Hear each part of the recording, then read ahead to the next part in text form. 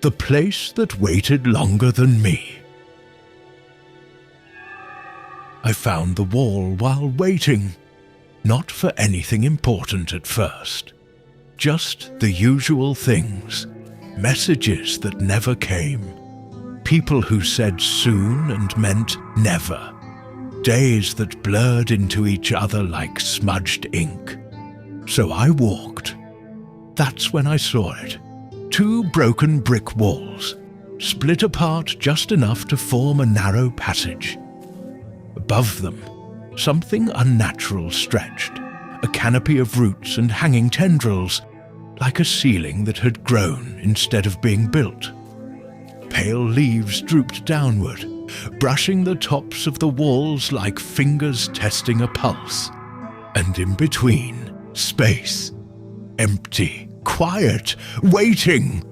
It felt right to stand there, so I did. At first, nothing happened.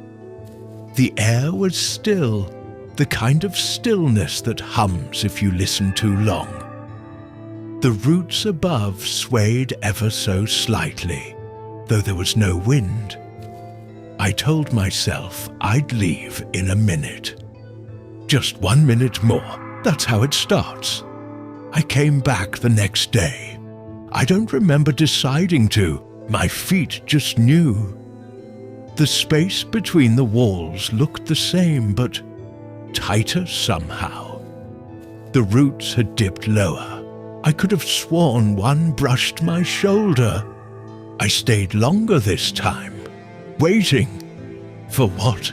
I couldn't say. Days passed. Or maybe weeks. Time didn't behave normally there. The light above never quite changed, stuck in a dull, endless grey. I stopped checking my phone, stopped thinking about where I was supposed to be, because something was coming. I could feel it in the way the roots leaned closer each day. They weren't random. They curved inward, slowly, deliberately, like ribs closing around a heart.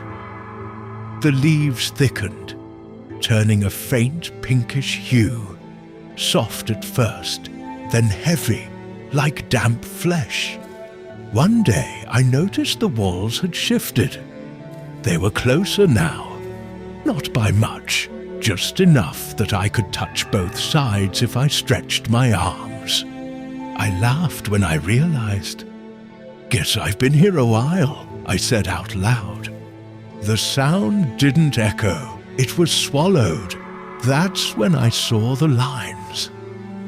The roots weren't just hanging. They were growing down the walls, threading through the cracks in the bricks, stitching them together, binding them, strengthening them.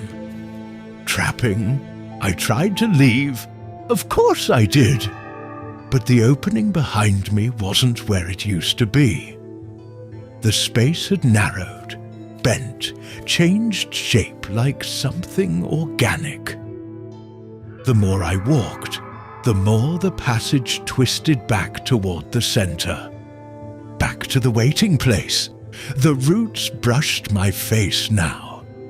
Soft, almost comforting. I stopped fighting after a while. There didn't seem to be a point. Every path led back here, to the same patch of ground between the walls.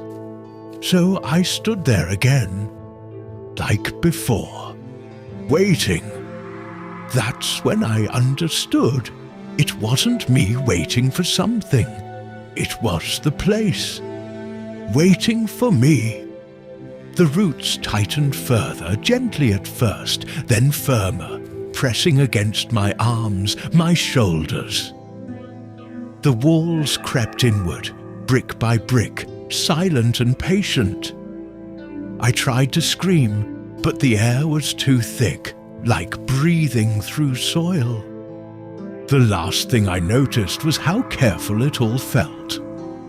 Not violent, not rushed, just inevitable, like something that had all the time in the world. because it had been waiting long before I arrived. And now, it didn't have to wait anymore.